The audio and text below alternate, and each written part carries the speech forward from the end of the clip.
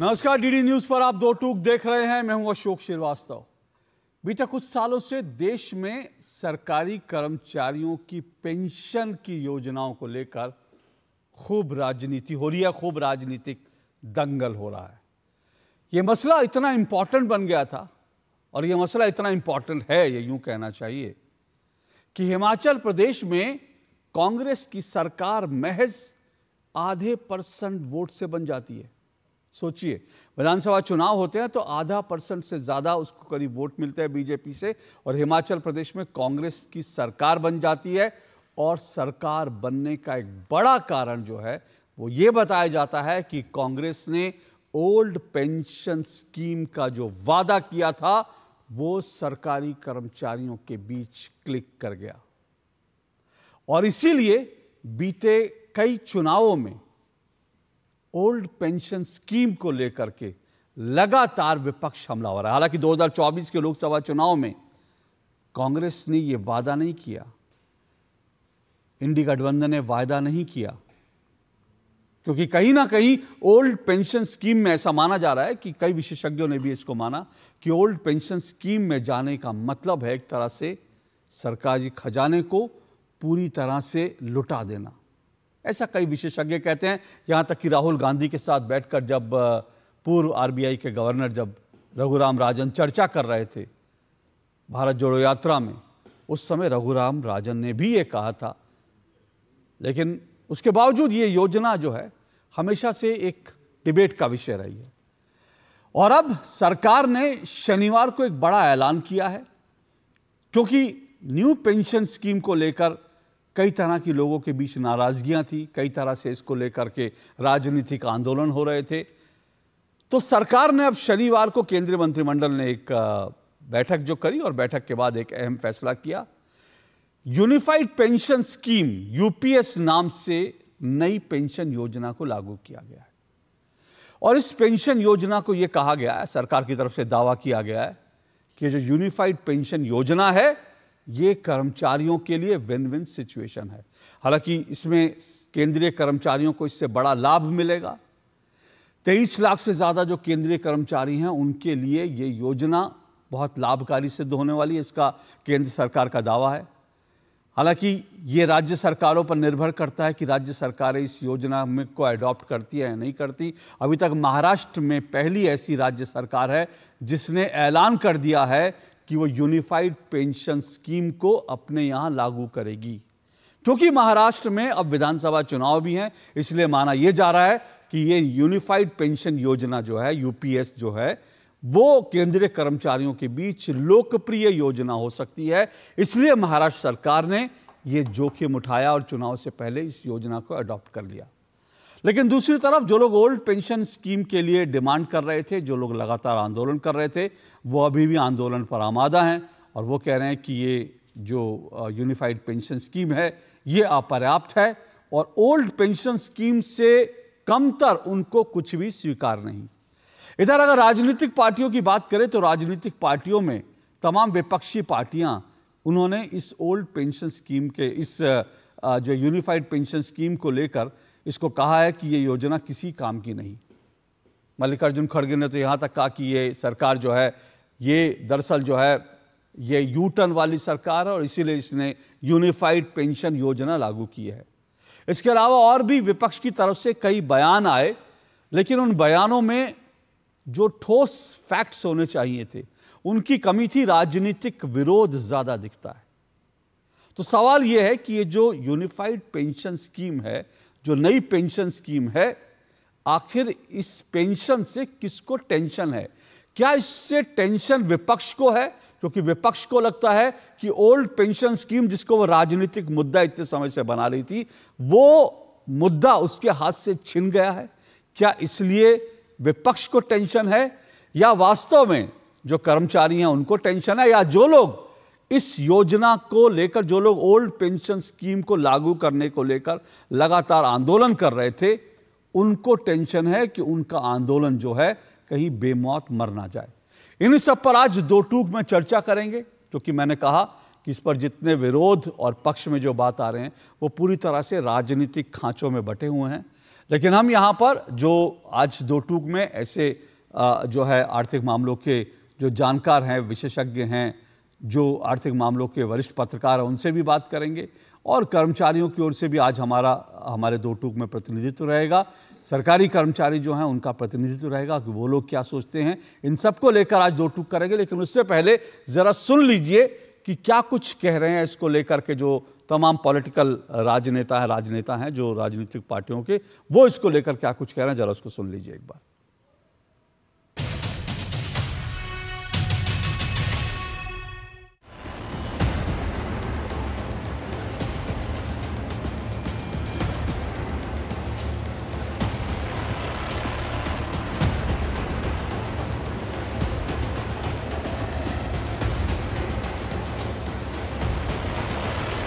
100 से ज़्यादा employees unions associations के साथ कमिटी ने डिस्कशंस किए, मल्टीपल मीटिंग्स, फिर दुनिया के कई देशों में किस तरह की स्कीम्स हैं, किस तरह के सिस्टम्स हैं, वो भी देखा।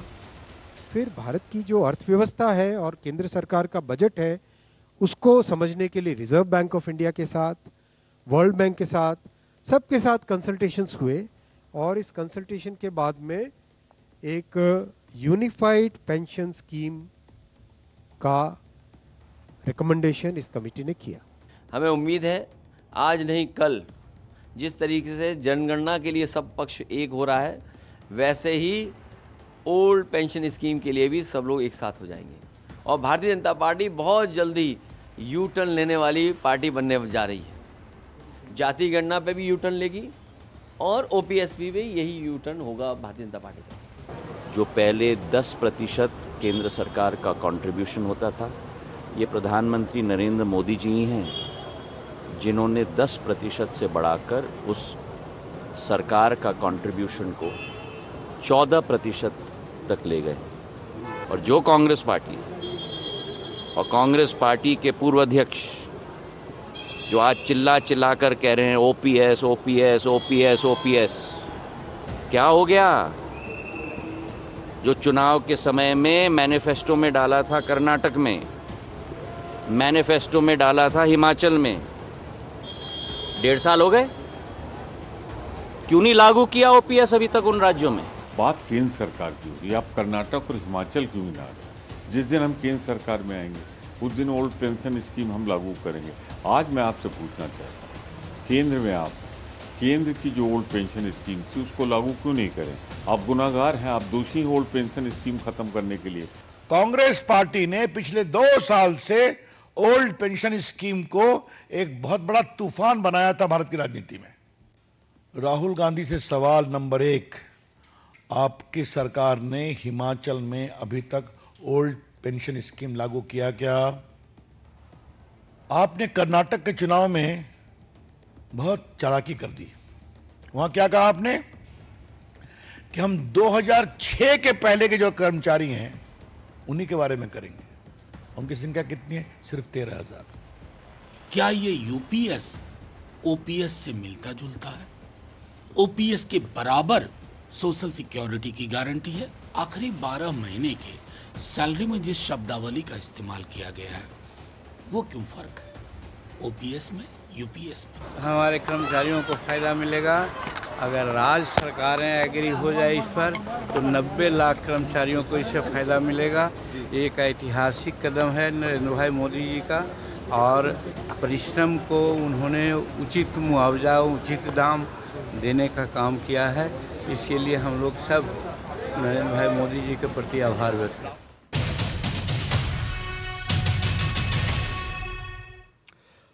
चलिए, तो आपने तमाम राजनेताओं को सुना, आपने अपने सबकी मत थे, सबने अपनी अपनी तरह से अपनी अपनी पार्टी लाइन पर इसकी व्याख्या की। लेकिन इसको लेकर आज हम चर्चा भी करेंगे क्योंकि ये एक इम्पॉर्टेंट इशू है। क्योंकि जैसा मैंने पहले भी कहा कि ओल्ड पेंशन स्कीम को लगातार एक राजनीतिक मुद्दा इस देश में बनाया गया है। क्या यूपीएस आने से ये राजनीतिक मुद्दा जो है वो ख़त्म हो जाएगा, या फिर जो सरकारी कर्मचारी हैं उनको एक बेहतर, जो एक सोशल सिक्योरिटी के नाम पर उनको एक बेहतर विकल्प मिल गया है, और जो आंदोलन थे, क्या जो आंदोलन था वो ख़त्म हो जाएंगे? इन सब पे चर्चा करेंगे। आज मेरे साथ 5 मेहमान आज के दो टूक में जुड़ रहे हैं आज की चर्चा में। आइए 5 मेहमानों का परिचय करवा दूं। मेरे साथ सिद्धार्थ यादव जी जुड़ चुके हैं, बीजेपी के प्रवक्ता हैं सिद्धार्थ यादव जी। स्क्रीन पर दिखाइए सिद्धार्थ यादव जी को। मेरे मेहमानों को स्क्रीन पर दिखाइए। 5 मेहमान जैसे मैंने कहा आज मेरे साथ जुड़ेंगे। एक एक करके जरा मेरे मेहमानों को स्क्रीन पर दिखाइए।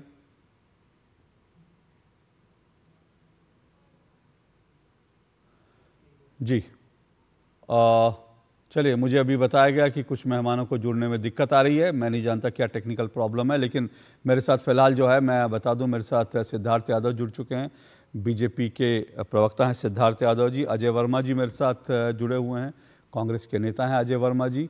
और इसके अलावा मेरे साथ तीसरे मेहमान जो हैं वो बीसी शर्मा जी जुड़े हुए हैं, जो जॉइंट कंसल्टेटिव मशीनरी जो बनाई गई थी इस पूरी योजना को लेकर, जो कंसल्टेशन की प्रक्रिया शुरू हुई थी, उसमें सेंट्रल गवर्नमेंट एम्प्लॉयज़ की तरफ से जो है जो लोग चर्चा कर रहे थे उनमें बीसी शर्मा जी भी थे। बीसी शर्मा जी मेरे साथ स्टूडियो में जुड़े हैं।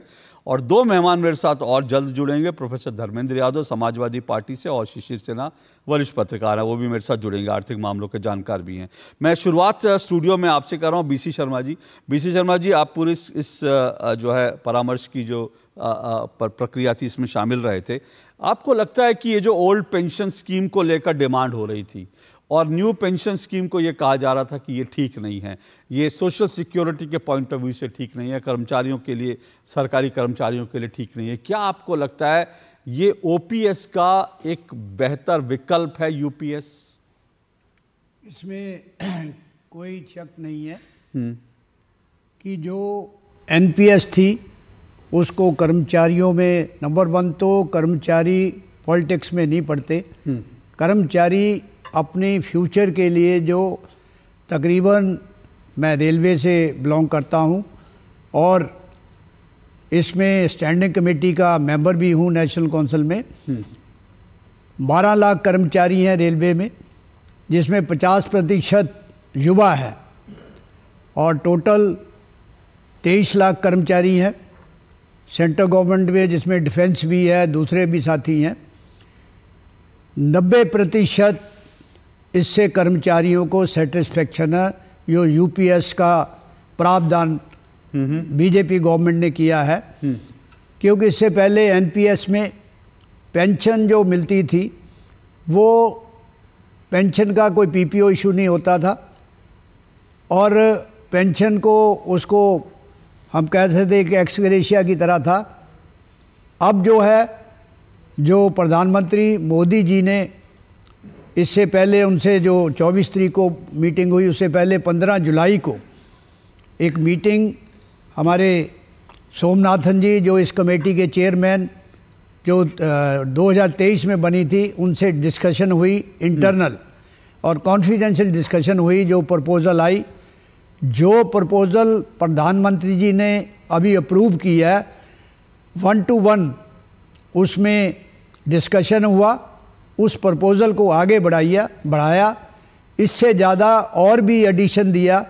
जो हमारी एक डिमांड हमने ड्राफ्ट मिनट्स के अंदर सजेस्ट किया था कि जो एनपीएस में रिटायर हो रहे हैं उनको 60% रिटायरमेंट पे मिलता है, इसमें भी उनको कुछ ना कुछ मिलना चाहिए जब वो रिटायर होके जाए। उसमें 1/10 6 मंथ का जो है और जोड़कर जो है अनाउंस किया, अप्रूव किया है। इसके लिए भी मैं प्रधानमंत्री जी का, वित्त मंत्री जी और सोमनाथन जी को धन्यवाद देता हूँ। ये जो कुछ लोगों का आदत होती है कि मुद्दे को जिंदा रखना और पब्लिक को गुमराह करना। जो नेशनल काउंसिल है, जिसमें स्टाफ साइड के लीडर हैं हमारे रघवैया जी, और बहुत ही इंटेलिजेंट है, हमारा ये काम नहीं है। जो भी गवर्नमेंट होगी हम डिमांड रखते हैं, अगर पूरी होती है कर्मचारी उसका धन्यवाद करते हैं। इसके अंदर भी मैक्सिमम कर्मचारियों को सेटिस्फेक्शन हुआ, संतुष्टि हुई, उनका फ्यूचर जो है ब्राइट हुआ। ओल्ड एज में उनको मदद मिलेगी, फैमिली पेंशन भी मिलेगी, मिनिमम पेंशन भी जो 9,000 थी उसको 10,000 किया और उस पर भी DA DR मिलेगा, और इसी तरह विडो को भी 60% पेंशन मिलेगी। और भी सुझाव, आपकी जो चिंताएं थी वो क्या आपको लगता है वो सारी चिंताओं को एड्रेस किया गया? मैक्सिमम चिंताओं को जो कर्मचारियों को एड्रेस किया गया, और जो थोड़ा बहुत रह गया नियम बनेंगे। एक नेगोशिएशन का सिस्टम है, उसमें हम फिर दोबारा उसमें नेगोशिएट करेंगे।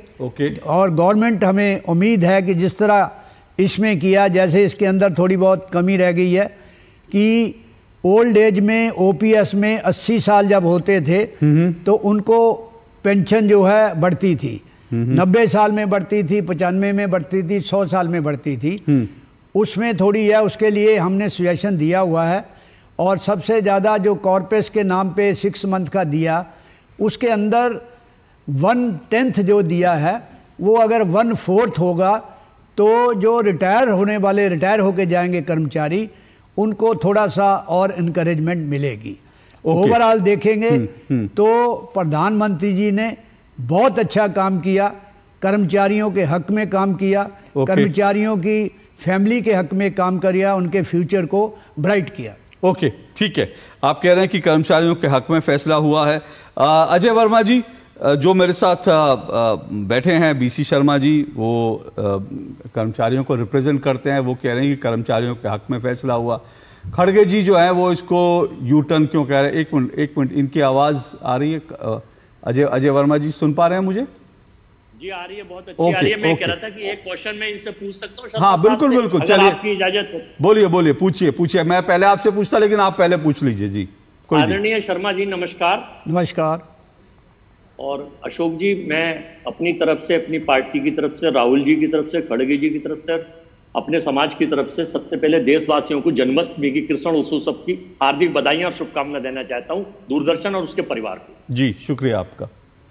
दूसरा मैं कह रहा था शर्मा जी कि OPS योजना क्यों नहीं लागू की सरकार ने? आखिर नाम बदलने की क्या जरूरत पड़ गई है? सुधार की क्या जरूरत आ गई जब ये पुरानी थी? इसके पीछे क्या कारण था? थोड़ा सा प्रकाश डालेंगे।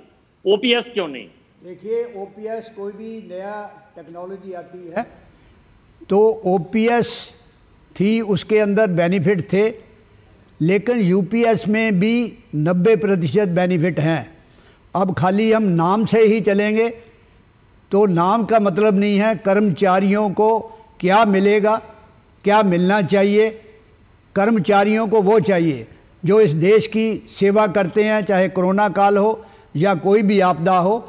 इसलिए टोटल OPS 90% फिर भी सक्सेस मिली है कर्मचारियों को, और उसके लिए गवर्नमेंट का और खासकर प्रधानमंत्री जी का मैं धन्यवाद करता हूं। अजय जी अब मेरा सवाल ले लीजिए। केवल अशोक जी एक सेकंड बाद, OPS की जो खासियत थी शर्मा जी, देश की जनता को पता तो चले दूरदर्शन के थ्रू कि एक तो पेंशन राशि इसमें विसंगति है, एक फैमिली पेंशन इसमें विसंगति है, और एक ग्रेच्युटी, इस तीनों में विसंगति है OPS में, और सरकार द्वारा जो अब लागू करी जा रही है, इस पे थोड़ा सा प्रकाश डालिए। एक मिनट शर्मा जी, एक मिनट रुकिए। मेरा ये मानना है अजय जी, OPS यहां पर जो कंपैरिजन है, सवाल OPS और UPS का नहीं है। अभी तो OPS ऐसी चीज है जो आप किसी के हाथ में नहीं है।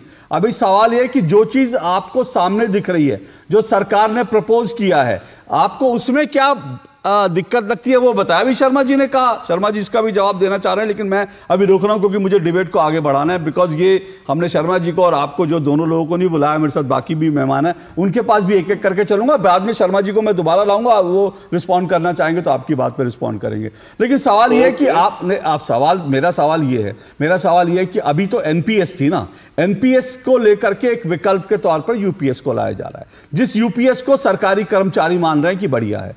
सवाल यह है कि उससे आपको क्या एतराज है, मैं ये जानना चाहता हूं।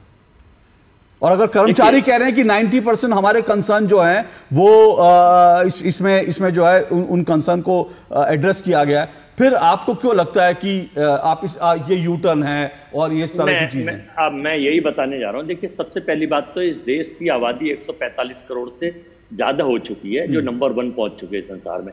इसमें अगर एक सज्जन उनकी बात कह रहे हैं तो पूरे कर्मचारी देश के नहीं कह रहे। देखिए, जब सबसे पहले राजस्थान में हमारी सरकार ने ओपीएस लागू की थी, तब भाजपा एवं केंद्र सरकार ने इसका विरोध किया और ये कहा था कि ये निर्धारित शेयर मार्केट की जो एनपीएस को श्रेष्ठ बताया था। ठीक है, अब केंद्र सरकार द्वारा नई पेंशन योजना यूपीएस लागू करना एक उपपत्ति है कि एनपीएस में बड़ी खामियां थी, जो लगातार हमारे मुख्यमंत्री अशोक गहलोत तो हमारे कांग्रेस के नेता कह रहे थे, तब केंद्र सरकार ने बात स्वीकार कर ली।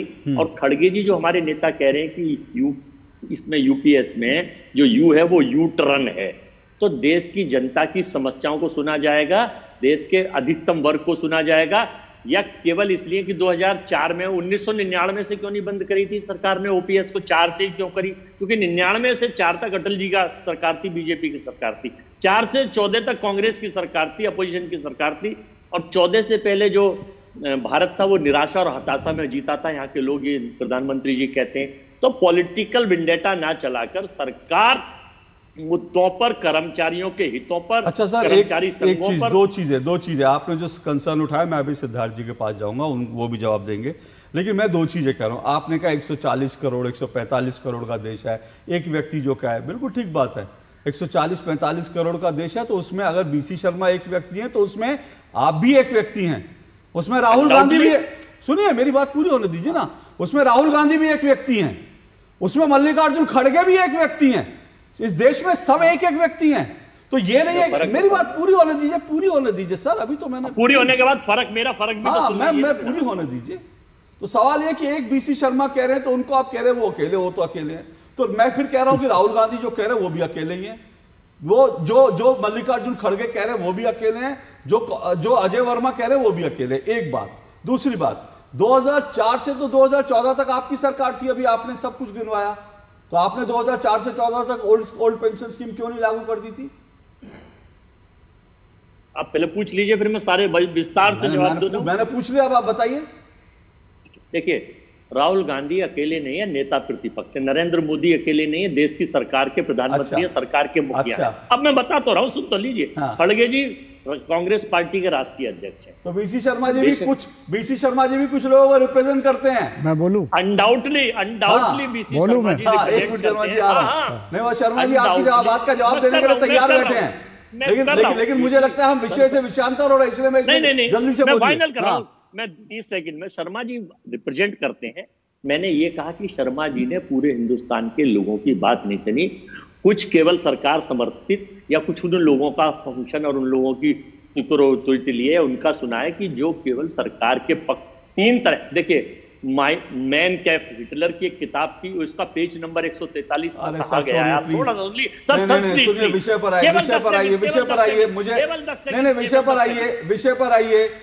आइए, फिर अगर आप उस आधार पे कहेंगे, नहीं सुनिए, अगर आप उस आधार पे कहेंगे तो मैं उस आधार पे कहूंगा कि आप लोगों के पास 99 है, उनके पास 240 है और उनके पास 290 का सपोर्ट है। अगर आप एक एक व्यक्ति का हिसाब करने चाहेंगे तो फिर आपको देश की वोटिंग पैटर्न देखना पड़ेगा, आपको ये भी देखना पड़ेगा, आपको उठा के लोगों ने 40 पे समेट दिया था, आपको ये भी देखना पड़ेगा 15 साल से आप सत्ता से बाहर है, तो ये सब चीजें देखिए। शर्मा जी बोलिए, आप फिर मैं सिद्धार्थ जी के पास जाऊंगा। वर्मा जी मेरी बात सुन लीजिए। नंबर 1 तो मैं नॉर्दर्न रेलवे को रिप्रेजेंट करता हूं, मेरे पास 128 ब्रांचें हैं, NFIR national federation of Indian railway man का वाइस प्रेसिडेंट हूं मैं, हमारी 9 लाख की मेंबरशिप है, और OPS के लिए हमने लड़ाई की। 10 अगस्त को 2 लाख NFIR की तरफ से लोग इकट्ठे हुए, हमने विरोध किया, हमने कांग्रेस पार्टी के टाइम में भी विरोध किया। आप बताएं 2004 से 14 में PFRDA बिल कौन लाया? कांग्रेस पार्टी थी, उस समय क्यों नहीं इसका विरोध हुआ, क्यों लागू किया गया? आप आज बात करते हो, मैं इंटर को बिलोंग करता हूं, लेकिन मैं किसी से बंधा हुआ नहीं हूं, कर्मचारियों से मैं बंधा हुआ हूं। हम जो है पॉलिटिक्स नहीं करना चाहते। इसके अंदर NPS में कुछ नहीं था, OPS में अगर गवर्नमेंट लाई उस समय दोनों की, पहले कांग्रेस की गलती है, फिर बीजेपी ने 20 साल तक इन्होंने नहीं सोचा। आज अगर सुधार किया, जो अच्छी बात है, उस अच्छी बात को हमें उत्साहित करना चाहिए, ना कि पॉलिटिक्स को लेके। ये कर्मचारी पॉलिटिक्स में नहीं आते। हमारा मुद्दा कम्युनिस्टों वाला नहीं है कि बात को उठाए रखो, उसको पूरा होने ना दो। जब बात हो गई, जिसने भी बात की उसकी हम सराहना करते हैं। इसके 90% कर्मचारी जो है इससे सेटिस्फेक्शन है। कांग्रेस पार्टी को भी इसमें चाहिए, जो अच्छी बात है उसको करे। क्यों नहीं चिदम्बरम जी ने उस समय ये जब ये इलेक्शन हो रहे थे मैनिफेस्टो में क्यों नहीं बात रखी? क्यों बात उन्होंने कहा कि कमेटी बनी हुई है, उस कमेटी के आगे सामने हम लोगों ने रिप्रेजेंट किया और सारी बातें रिप्रेजेंट की। जहाँ तक कि जो मेंबर पार्लियामेंट हैं वो जो है 5 दिन में जो है वो ले लेते हैं पेंशन, 8-8 पेंशनें लेते हैं। हम 40 साल के बाद एक पेंशन मिलती है। हमने सारा साथ विरोध किया, लेकिन हम इस तरह विरोध नहीं कर रहे। हमने पॉलिटिकल इलेक्शन नहीं लड़ना। मैं 75 ईयर का हूं और लोग हैं, आपके MP MLA जाएंगे और मेरे साथ आदमी जाएंगे, बिना बुलाए आदमी आएंगे। कहीं परीक्षा करनी है तो आगे कर सकते हैं। चलिए, किसी की परीक्षा नहीं है। मैंने पहले ही कहा कि हर व्यक्ति का अपना इंपॉर्टेंस है, इसीलिए ये नहीं कहना चाहिए कोई एक व्यक्ति है, कोई 2 व्यक्ति है, कोई कितनों को रिप्रेजेंट कर रहा है। हर व्यक्ति की आवाज है, डेमोक्रेसी में तो हर व्यक्ति की आवाज होती है। लेकिन सिद्धार्थ यादव जी सवाल एक फिर यही है कि भाई अगर NPS से बढ़िया UPS है तो सवाल ये कि यहाँ पर विकल्प क्यों दिया गया है कि भाई विकल्प दे दिया जाए कि NPS UPS, और कुछ सवाल जो है कांग्रेस की तरफ से भी उठाए गए, वो ओल्ड पेंशन स्कीम को ही चाहते हैं। तो सिद्धार्थ जी क्या कहेंगे आप? अशोक जी, सबसे पहले आपके सभी दर्शकों को जन्माष्टमी की ढेरों शुभकामनाएं। अशोक जी, मेरे को एक बात समझ में नहीं आती। ओल्ड पेंशन स्कीम इस देश में 2004 में बंद हो गई। 2004 से 14 तक कांग्रेस की सरकार रही, देश में न्यू पेंशन स्कीम लागू रही। आज बहुत डिस्कशंस करने के बाद, बहुत सुझावों को लेने के बाद एक NPS के बाद एक नई स्कीम लेकर के आए, उसका नाम है UPS। किसी भी नई स्कीम का नाम ओल्ड कैसे हो सकता है? अब कांग्रेस पार्टी की सुई इस बात पर जाकर के अटक चुकी है, आप नाम ओल्ड पेंशन स्कीम ही रखिए। अरे दूसरी नई स्कीम है उसके बाद। जब समय बदल रहा है, परिस्थिति बदल रही है, मांग बदल रही है, हित बदल रहे हैं, देश की इकोनॉमी का साइज बदल रहा है और नई स्कीम आ रही है, तो ये किस प्रकार के एक बचकाना नैरेटिव बनाने की कोशिश है कि नहीं नहीं, नाम जब तक ओल्ड नहीं होगा तब तक नहीं होगा। अच्छा, नाम आपको ओल्ड बहुत अच्छा लगता था तो ओल्ड रखते। 4 से 14 तक आपकी सरकार थी, आपने क्यों नहीं OPS लागू कर दिया? आप तो 2009 में PFRDA बिल लेकर के आ गए, आपने कभी लागू नहीं किया। चलिए, नाम आपको OPS का बहुत अच्छा लगता है, आप 2024 में चुनाव लड़ रहे थे, आपने अपने मैनिफेस्टो में क्यों नहीं लिखा कि हम सत्ता में आ गए तो हम OPS लेकर के आएंगे? आपको बहुत अच्छा लगता है OPS, तो हिमाचल के अंदर जहां पे आपने वादा किया था सरकारी कर्मचारियों को, वहां पे आपने क्यों नहीं लागू कर दिया?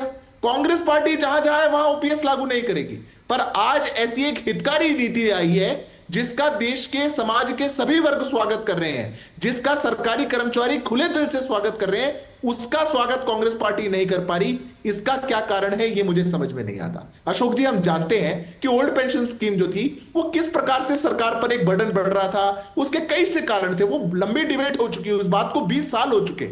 आज जो पेंशन दी जानी है वो आज की पेंशन का क्या बर्डन है वो वर्तमान सरकार पर है। अरे OPS या कोई भी पेंशन स्कीम, उसका टोटल फंड जो सरकार को देना है वो आज थोड़ी देना है, वो तो 20 साल बाद दिया जाएगा, 25 साल बाद दिया जाएगा। देश के प्रधानमंत्री या देश की सरकार अगर देश की इकोनॉमी का ख्याल रखते हुए, साथ ही साथ बैलेंस बनाते हुए, देश के सरकारी कर्मचारियों का ख्याल रखते हुए, जो कड़ी मेहनत करके हमारे देश की मशीनरी को चलाने का काम कर रहे हैं, एक अच्छा बैलेंस बना करके एक अच्छी स्कीम ला रहे हैं जिसमें सरकार का कंट्रीब्यूशन 14% से बढ़ के 18.5% हो गया, जिसमें सरकार एक लमसम पेमेंट करने का भी काम कर रही है, फैमिली पेंशन भी 60% पे चलेगी। जो चीजें थी, जो गारंटी थी पेंशन की OPS के अंदर, उस गारंटी को वापस लिया है। जब सब कुछ वैसा हो गया तो हितकारी नीति के साथ कांग्रेस पार्टी क्यों नहीं खड़ी?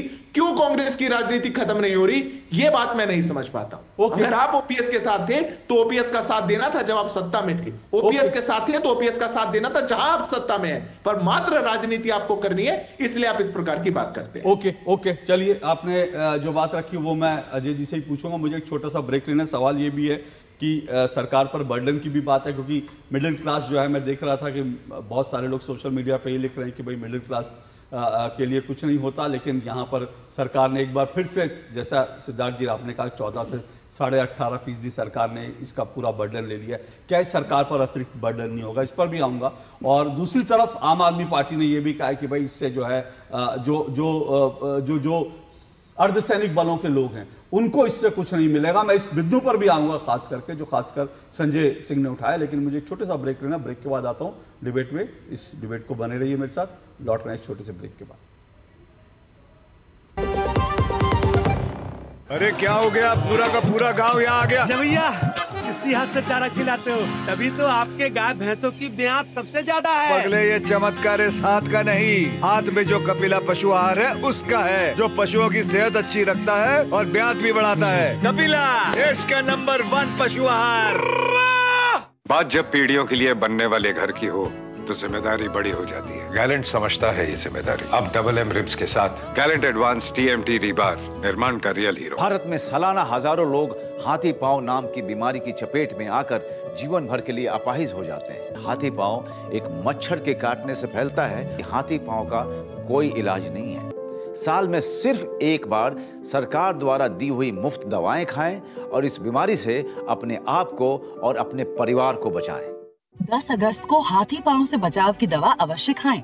अपने आप को और अपने परिवार को इस दर्दनाक बीमारी से बचाएं। भारत सरकार द्वारा जनहित में जारी। शादी का किचन महके जहां, गोल्डी किचन किंग मसाले हो वहां। गोल्डी लाए हैं फ्रेश लॉक टेक्नोलॉजी, जो रखे मसालों को हर समय फ्रेश। दो टुक आप देख रहे हैं। दो टुक में हम चर्चा कर रहे हैं कि जो है यूपीएस नई यूनिफाइड पेंशन स्कीम योजना सरकार ने लॉन्च की है। सरकार ने कहा कि ये कर्मचारियों के लिए हितकर है, सामाजिक कल्याण के दायित्व को पूरा करती है और इसको लेकर जो ज़्यादातर जो सरकारी कर्मचारी हैं वो संतुष्ट हैं।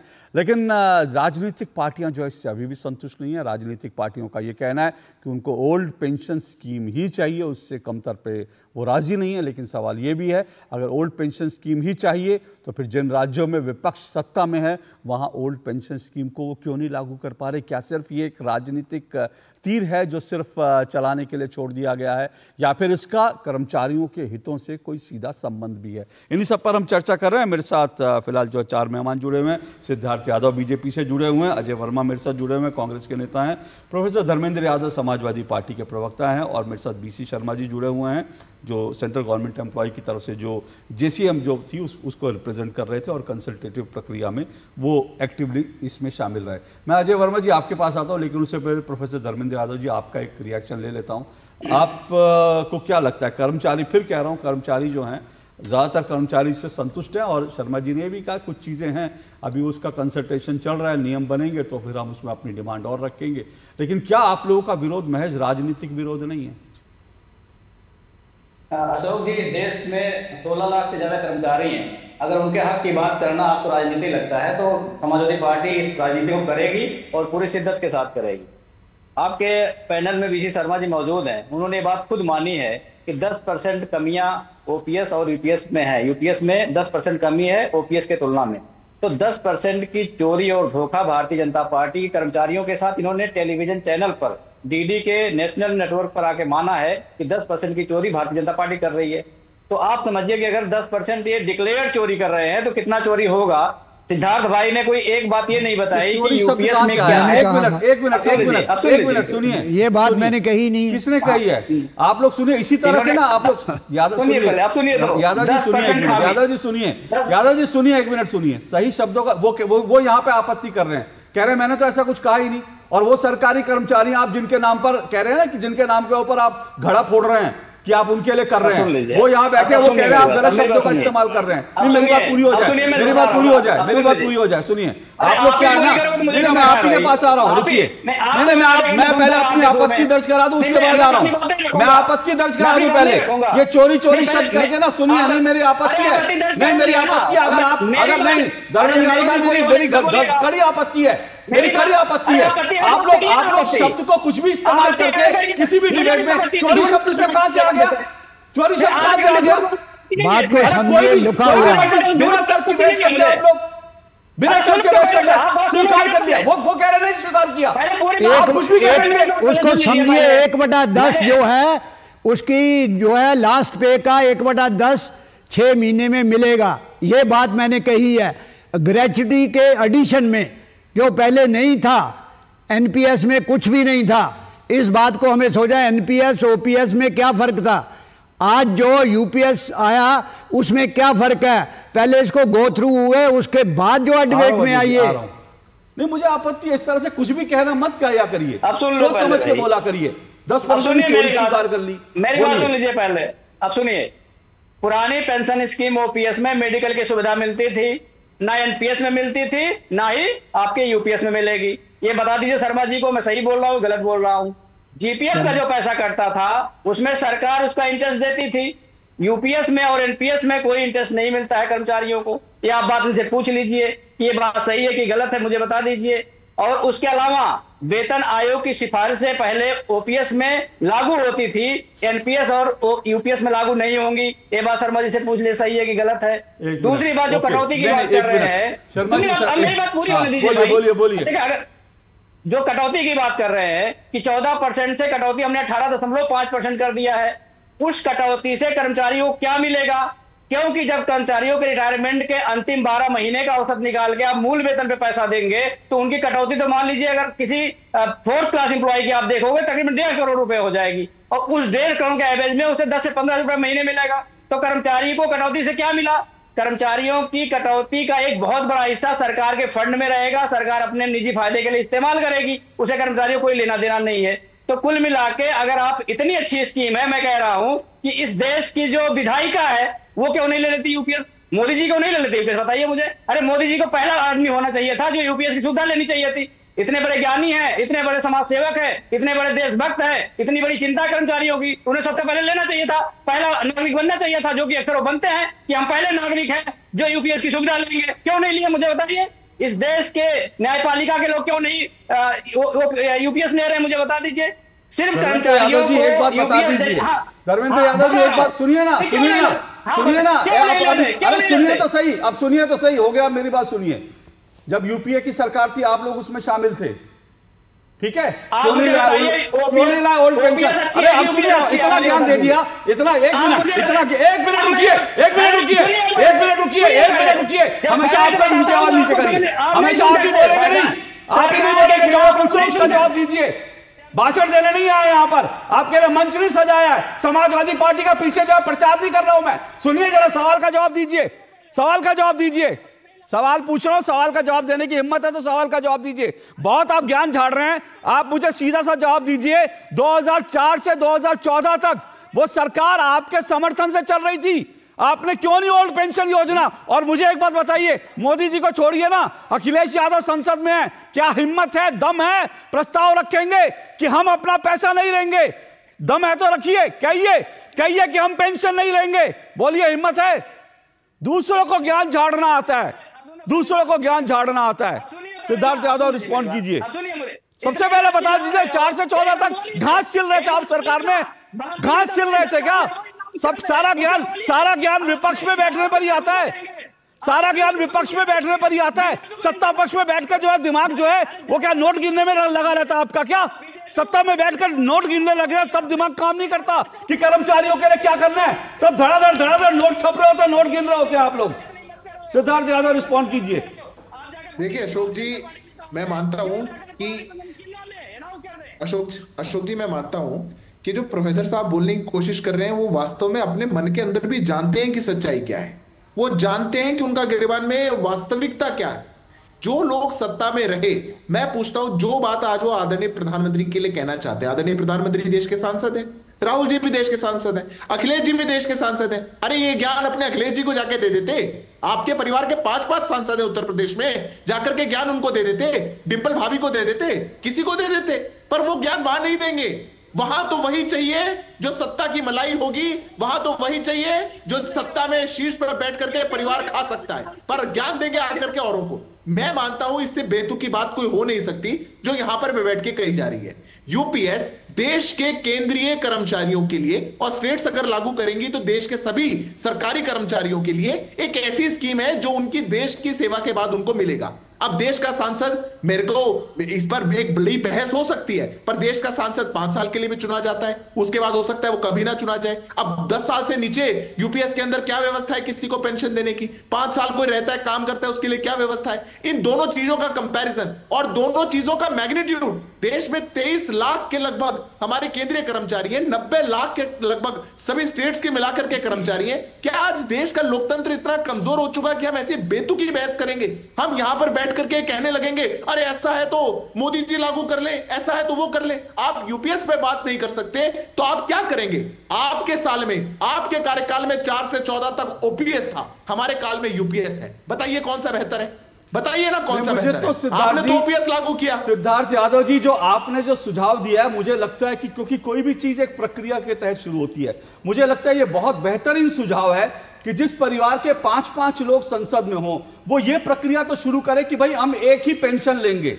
वो ये प्रक्रिया शुरू करे कि भाई पति पत्नी दोनों ही पेंशन ले रहे हैं, उनके बाद भतीजा भी ले रहा है, भतीजी भी ले रही है, चाचा भी ले रहा है। मुझे लगता है ये सबसे बेहतरीन है। उसके बाद धीरे धीरे सांसदों की पेंशन खत्म करने की बात हो तो उसकी शुरुआत जो है, जो 5-5 लोग हैं एक परिवार से या 3-3 लोग हैं, मुझे लगता है वहां से शुरुआत हो।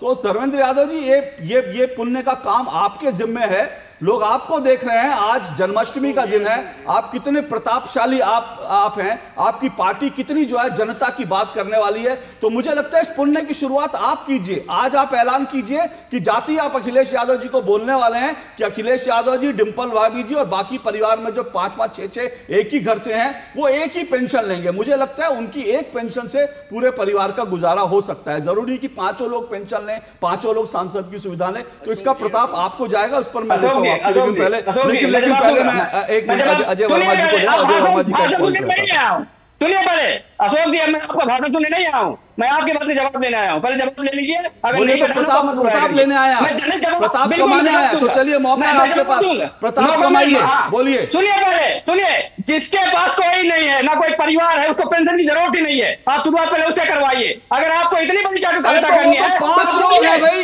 वो तो 5 लोग है भाई, मैं कह रहा हूँ 5 के 1 कर दें। अरे 5 लोग एक घर में 5-5 लोगों की पेंशन जा रही है। सोचिए कितना देश के साथ गद्दारी है। एमएलए की भी पेंशन ले रहे हैं, एमएलए की भी पेंशन, अरे एमएलए की भी पेंशन है। सुनिए, एमएलए की भी पेंशन है, सांसद की भी पेंशन है। एक घर में 15 पेंशन जा रही है। तो अखिलेश यादव जी से कहिए एक घर में 15 पेंशन ना लें, देश के ऊपर रहम करें। एक घर में 15 पेंशन, एमएलए की पेंशन, उसके बाद सांसद की पेंशन, इसकी पेंशन, उसकी पेंशन। ये प्रताप कमाइए, प्रताप कमाइए। और मेरी डिबेट में थोड़ा मुझे आगे बढ़ने दीजिए। अजय वर्मा जी को लाइए, इनकी आवाज नीचे रखिए। जब प्रताप कमाने का मन हो बताइएगा, आपकी आवाज नीचे कर दूंगा। सार्वजनिक ऐलान कीजिएगा कि हम एक परिवार में 15 पेंशन नहीं लेंगे। बोलिए अजय वर्मा जी, मुझे लगता है विषय पर है अजय वर्मा जी। अशोक जी देखिए, सबसे पहले मैं एक मुद्दे की पूछूंगा, फिर दूसरी चर्चा करूंगा। ओपीएस की एक बहुत सारी और विशेषताएं, सारा समय इसी पे खत्म हो जाएगा, लेकिन एक प्रमुख विशेषता शर्मा जी भी और अभी ज्ञान दे रहे थे सिद्धार्थ यादव का किताब लेकर।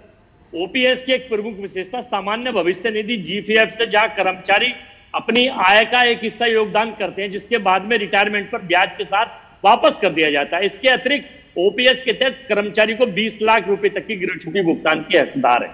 ठीक है, ये आप जो कर रही है ना सरकार यूपीएस, इसमें ऐसा कुछ नहीं है। शर्मा जी भी जानते हैं, अभी यहां बैठकर ये भाषण दे रहे थे, यहाँ यादव जी बैठकर ये मंच समझे बैठे थे भाजपा का, ये मंच है, इनके भाषण को आपने टोका नहीं। अब मैं पूछना चाहता हूं कि जब हमारी सरकार, अभी तो ओपीएस लागू नहीं हुई है, जब हमारी सरकार अगर आती है और हम ओपीएस लागू करेंगे, तो हम सबसे पहले राहुल जी से, खड़गे जी से और अपने सारे सांसदों से कहेंगे कि अपनी पेंशन में इस स्कीम को लागू करिए। एक चीज बहुत अच्छी बिना बात है। उसके आप सुन लीजिए, एक छोटी सी बात सर, सरकार बीजेपी की, एक छोटी सी बात बताइए ना अजय वर्मा जी, लागू अखिलेश जी के अजय वर्मा जी एक छोटी सी बात बताइए। अजय वर्मा जी, आप तो अघोषित है, सुनो अजय वर्मा जी एक छोटी सी सवाल, आप क्यों ब्लड प्रेशर बढ़ाते हो भाई? अजय वर्मा जी, हंसी खुशी करा करो, आप क्यों ब्लड प्रेशर बढ़ाते हो? मेरा ब्लड प्रेशर पता है बड़ा नॉर्मल रहता है।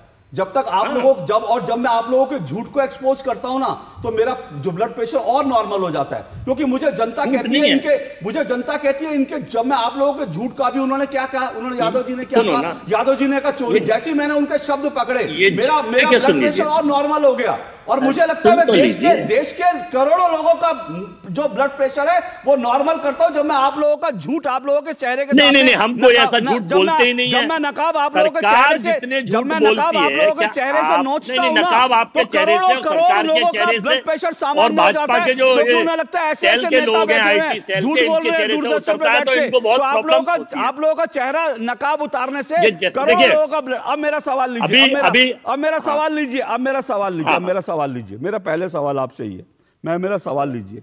मैं आपकी बात पे रिस्पॉन्ड करेंगे, लेकिन पहले मेरा सवाल लीजिए। मैं ये पूछ रहा हूं, हिमाचल और कर्नाटक में क्यों नहीं आपने ओल्ड पेंशन स्कीम योजना लागू करी? सुन का रहे हैं आप, सुन का रहे हैं, बस बताइए ना। पूछते हैं और फिर क्वेश्चन मार्क छोड़ देते हैं। बताइए। हिमाचल में इस वक्त इतनी विपदा आई हुई है जिसे बोलते हैं डिजास्टर मैनेजमेंट में। सरकार देखती है कि पुल टूट गए, मकान बह गए, लोग मर गए, सड़कें चली गई। सबसे पहले प्रायोरिटी उनको बचाने की, उनको देखनी है कि सबसे पहले जो सुन ले अशोक जी प्लीज। अरे कर्नाटक बता दीजिए, समझ गया मैं, समझ गया। कर्नाटक बता दीजिए, कर्नाटक बता दीजिए। जा रहा हूँ अघोषित कर्नाटक अभी रिपोर्ट आई है, खड़गे जी के ट्रस्ट को पता नहीं कितने एकड़ जमीन दे दी गई। वो एकड़ सुन तो लीजिए, कर्मचारी संघ भैया सुन तो लीजिए। ये अयोध्या की तरह जो 13,353 एकड़ जमीन अडानी को, बाबा रामदेव को और श्री श्री रविशंकर को दी गई है। अडानी का नाम लिए बिना कांग्रेस और समाजवादी पार्टी के प्रवक्ताओं को खाना ही नहीं पचता है। लेकिन कोई बात नहीं, आप अडानी का नाम लीजिए, मुझे कोई दिक्कत नहीं है। लेकिन मुझे बताइए कर्नाटक में आपने क्यों नहीं लागू करी? कर्नाटक में किलोमीटर के रेडियस में कर्नाटक में क्यों नहीं लागू करी? अरे भैया बता तो रहा हूँ, 6 किलोमीटर के रेडियस में अगर आप बिडर बुलाते तो अरबों रुपए की जमीन जो नोटिफिकेशन करके यूपी सरकार से उन्हें दे दी गई। कर्नाटक में क्यों नहीं लागू? सहभागिता किस किस की? कर्नाटक में क्यों नहीं लागू करी? ऐसे ही सरकार सुन तो लीजिए। कर्नाटक में 8वीं बार कर्नाटक में क्यों नहीं लागू करी? बता रहा हूँ, सुन तो लीजिए। ये जो पैसा कर्मचारियों को अरबों खरबों रुपए होगा, ये आने वाले कल में इनके पूंजीपति मित्र उसका यूज करेंगे। सरकार के कर्नाटक में क्यों नहीं लागू करी है? करना आप सुन तो लीजिए भैया, कर्नाटक में अभी सरकार बनी है, क्यों नहीं लागू करी? हाँ, इस पे आप बताएंगे नहीं। मंथन चल रहा है, लोगों से विचार कर रहे हैं हम बैठ के, या नहीं? अब देखिए अभी जो चल रहा है ना, ये कर्मचारियों के लिए मंथन। अजय वर्मा जी, मुझे लगता है आप जब आ जाते हैं ना, मुझे लगता है कि मतलब कपिल शर्मा भी क्या शो करता होगा। जो अजय वर्मा जी, आप मेरे शो में जो गजब की कॉमेडी करते हैं, मतलब मुझे लगता है कपिल शर्मा फेल हो जाता है। मेरा शो देखकर लोग इतने पसंद हो जाते हैं ना। मतलब आपका एक ही फॉर्मूला है, झूठ बोलो, बार बार बोलो, 100 बार बोलो, तो आप उसी पर चलते हो। गजब ये तो देश की सरकार के मुखिया का फॉर्मूला है। मैं सच बता रहा हूँ अजय वर्मा जी, कपिल शर्मा कुछ नहीं है आपके सामने। आप जो कॉमेडी करते हैं ना सर, मैं आपकी कॉमेडी का कायल हूँ, सर। आप मेरे बगल में होते मैं जो है राहुल गांधी की तरह आपको आंख मारता, आपकी कॉमेडी का कायल हूँ सर, आपका कॉमेडी का कायल हूँ। शर्मा जी आइए, मुद्दे पर आइए। इधर जाएंगे, मुद्दे पे आइए। अपना कार्यक्रम इस्तेमाल करते हैं, मैं उससे भी बाग हो जाता हूँ।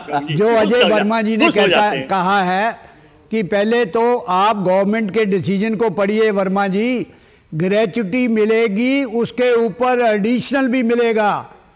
जो उनका पीएफ की जगह वो एडिशनल काम कर रहा है, हाँ वो कम है, उसके लिए नेशनल काउंसिल लड़ाई करेगी। कम है, आप मानते हैं, जो कमी है वो मानते हैं, उसके लिए नेगोशिएशन करके सेटल करेंगे। ये जो अभी भी सेटल हुआ है, नेगोशिएशन से हुआ है वर्मा जी। हम लोगों ने इलेक्शन नहीं लड़ना आप लोगों की तरह, यही नहीं है कि विरोध ही करना है केवल। हम लोगों ने कर्मचारियों की मांगों को पूरा कराना है, पूरा कराया। ऐसा नहीं है, एनपीएस के अंदर भी जो कर्मचारी डेथ होता था उसको ओल्ड पेंशन स्कीम का बेनिफिट मिलता था। ये national federation of Indian railway man ने डिसाइड कराया, इंटक ने नहीं कराया, कांग्रेस ने नहीं कराया। राहुल गांधी जो इतनी बात करते हैं, पार्लियामेंट के अंदर कितनी बार बात उठाई है उन्होंने, दूसरी बातें कर रहे हैं वो। आप जो पढ़िए इसको, इसके अंदर जो थोड़ी बहुत कमी है वो नेगोशिएशन से हल होगी। आप विपक्ष को चाहिए जो कमी है, डिमांड है, उसके लिए मदद करें। शर्मा जी ने एक इम्पोर्टेंट बात की। शर्मा जी ने कहा विपक्ष को चाहिए कि बाकी जो चीजें हैं उसमें हमारी मदद करे, हम नेगोशिएशन सरकार से कर रहे हैं। लेकिन विपक्ष में क्या है, राहुल गांधी अभी आजकल लिस्ट लेकर बैठे हैं मिस इंडिया की। वो देख रहे हैं मिस इंडिया में कितनी SC ST OBC हैं। वो जब उनसे पूछते हैं कलकत्ता बलात्कार पे, कहते हैं मुझे डिस्ट्रैक्ट मत करो, तब वो डिस्ट्रैक्ट हो जाते हैं। लेकिन वो मिस इंडिया की लिस्ट लेकर बैठे हैं कि कौन कौन सी मिस इंडिया जो है उसकी कौन कौन सी जाति हैं, और उसके बाद आके पब्लिकली झूठ बोल देते हैं कि कोई जो है OBC नहीं है, कोई इसमें जो है दलित नहीं है, कोई इसमें माइनॉरिटी नहीं है। जबकि 1947 में पहली बार जब शुरू हुआ ये प्रतियोगिता, पहली ही जो मिस इंडिया बनी थी वो माइनॉरिटी थी। अब तक 24 माइनॉरिटी बन चुकी हैं और मैंने निकाला दर्जन जो हैं ओबीसी हैं, आदिवासी हैं। लेकिन राहुल गांधी को झूठ बोलने की आदत है, उससे बेहतर है कि कर्मचारियों की मदद करें। एक छोटे से ब्रेक के बाद आता हूं, इस डिबेट को आगे बढ़ाऊंगा।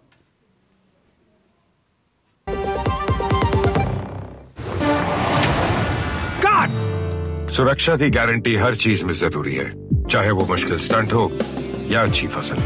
इसलिए ले आइए IIL के ट्रैक्टर ब्रांड का शिनबा, जो देता है सुंडी और ट्रिप से सुरक्षा की गारंटी। 3 महीने में पैसे डबल, वाह, फास्ट और हाई रिटर्न्स भी। क्या स्कीम है? कल तो नहीं थी यहाँ, और कल होगा भी नहीं। तूने कभी 5 ओवर में डबल सेंचुरी मारी है? ऐसे स्कीम के बहकावे में आके हम धोखा खा सकते हैं। और RBI कहता है अपना पैसा सुरक्षित रखो और समझदारी से निवेश करो। अगर ज्यादा रिटर्न के पीछे भागोगे तो रिस्क भी उतना ही उठाओगे, और फास्ट रिटर्न से बच के, और फास्ट बॉलिंग से भी। RBI कहता है जानकार बनिए, सतर्क रहिए। बात जब पीढ़ियों के लिए बनने वाले घर की हो तो जिम्मेदारी बड़ी हो जाती है। गैलेंट समझता है ये जिम्मेदारी। अब डबल M रिम्स के साथ गैलेंट एडवांस TMT रीबार, निर्माण का रियल हीरो। शादी का किचन महके जहां, गोल्डी किचन किंग मसाले हो वहां। गोल्डी लाए हैं फ्रेश लॉक टेक्नोलॉजी, जो रखे मसालों को हर समय फ्रेश।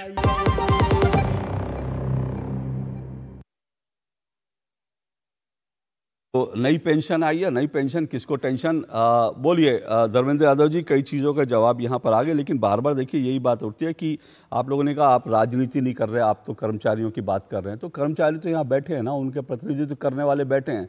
वो कह रहे हैं कि भाई हमने ये अचीव कर लिया, हमें कुछ और चीज़ें अचीव करनी है, उसमें हेल्प करें, बजाय इसके कि आप लोग जो राजनीति करते हैं। धर्मेंद्र जी। हाँ, काले कानून तीनों आए थे आपके शो में, आपने बहुत बड़ाई करी कि इससे बढ़िया कोई कानून हो नहीं सकता देश के किसानों के लिए, लेकिन भारतीय जनता पार्टी ने उस काले कानून को वापस लिया, फिर आपने कोई शो नहीं किया उस पर। मैं तो अभी भी करता हूं सर, स्कीम आई थी तो मैं अभी भी करता हूं, मैं अभी भी कहता हूं आप लोग झूठ बोलते हैं, 700 किसानों की हत्या नहीं हुई। मैं तो अभी भी कहता हूं। आप सुन लीजिए मेरी बात, क्यों बीच में बोलने लगते हैं? अरे आप क्योंकि विषय से विषयांतर चलेगा तो मैं अभी भी शो करता हूं। आपने मेरा नाम लिया तो सुनिए, मैं अभी भी ठोक के कहता हूं आप लोग फर्जी लिस्ट लेके घूमते हो। 700 किसान नहीं मरे, आप लोगों ने लिस्ट नहीं देखी 700 किसानों की। मैं रोज देखता हूं, मेरे टेबल में पड़ी है 700 किसानों की लिस्ट। अरे आपने लिस्ट दिखा दी कितने मरे हैं, आपने दिखा दिया। मैं तो बिल्कुल, आप जब बोलिए आपको सुनिए धर्मेंद्र यादव जी, सुनिए धर्मेंद्र जी, सुनिए आपको ओपनली चुनौती देता हूं। सुनिए धर्मेंद्र यादव जी, आपको ओपनली चुनौती देता हूं। आप किसी दिन स्टूडियो में आइए, लिस्ट की एक कॉपी मेरे हाथ में रहेगी, एक कॉपी आपके हाथ में रहेगी, और उसके बाद आइए ओपन चैलेंज कर रहा हूं आपको, ठीक है?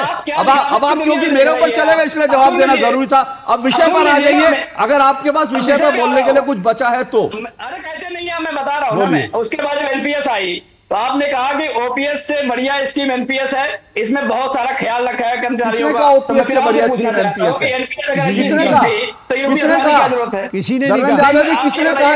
यहाँ जो 4 लोग बैठा उसमें किसने कहा OPS से बढ़िया स्कीम है? आपने कहा जब NPS आया था आपके शो में, आपने कहा था कि NPS से बढ़िया कोई स्कीम नहीं है, OPS से बहुत बढ़िया स्कीम है। NPS में मैंने कोई कार्यक्रम नहीं किया, आगे बढ़िए, सामाजिक सुरक्षा का आगे बढ़िए। NPS में मैंने कोई कार्यक्रम नहीं किया, अब सुन लीजिए पहले, आगे बढ़िए सर। कोई कार्यक्रम ही नहीं किया आपने। अरे और मैंने NPS में कोई कार्यक्रम नहीं किया। और सुनिए, जब NPS आई थी ना,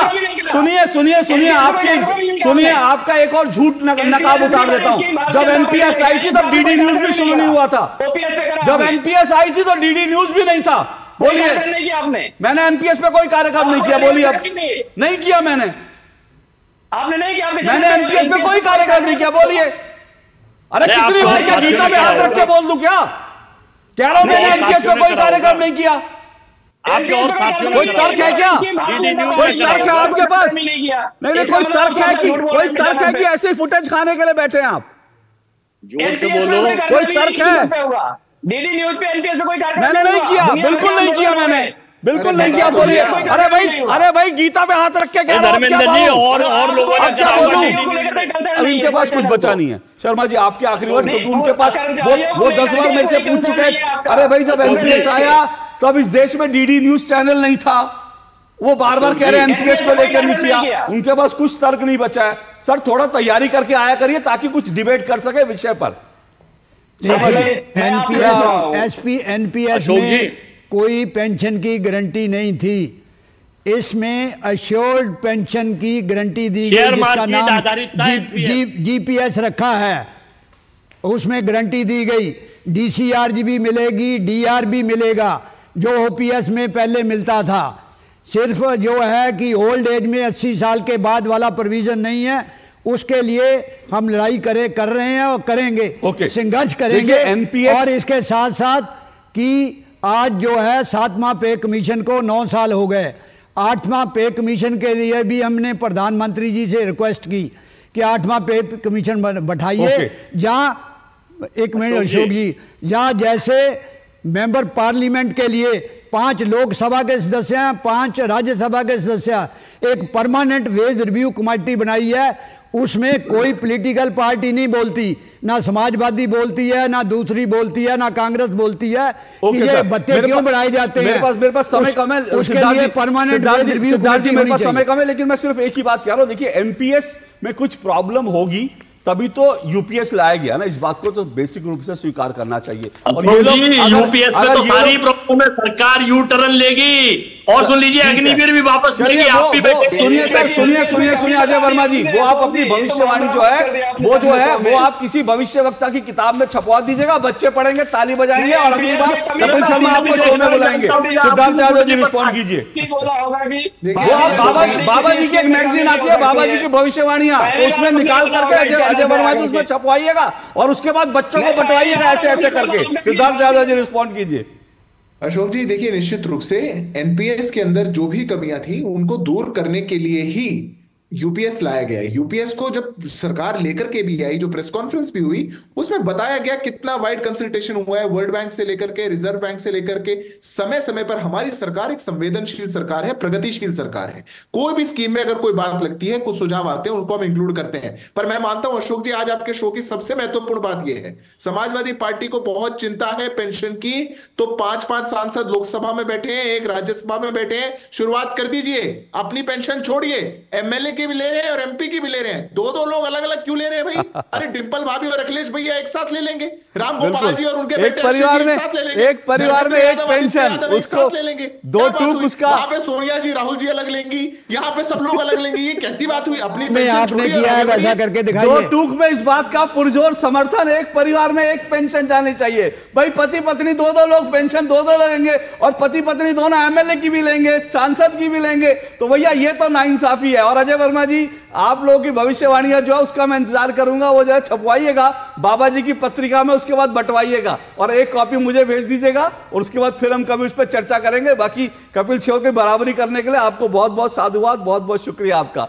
आज के 2 टूक में इतना ही, आपसे फिर मुलाकात होगी, लेकिन इतना तय है कर्मचारियों की तरफ से बीसी शर्मा जी ने जो कहा कि ये 90% हमारे जो कंसर्न थे उनको एड्रेस किया गया। कुछ चीजें और है, नेगोशिएशन चल रहा है, लेकिन ओल्ड स्कीम की बार बार बात करना, इसका मतलब यह जो आपके रिजीम में आप नहीं लाए, इसका मतलब यह है कि आप राजनीति ही करने में यकीन रखते हैं, समस्याओं को सुलझाने में आपका यकीन नहीं है। चलिए, कल आपसे मुलाकात होगी, इजाजत दीजिए, नमस्कार।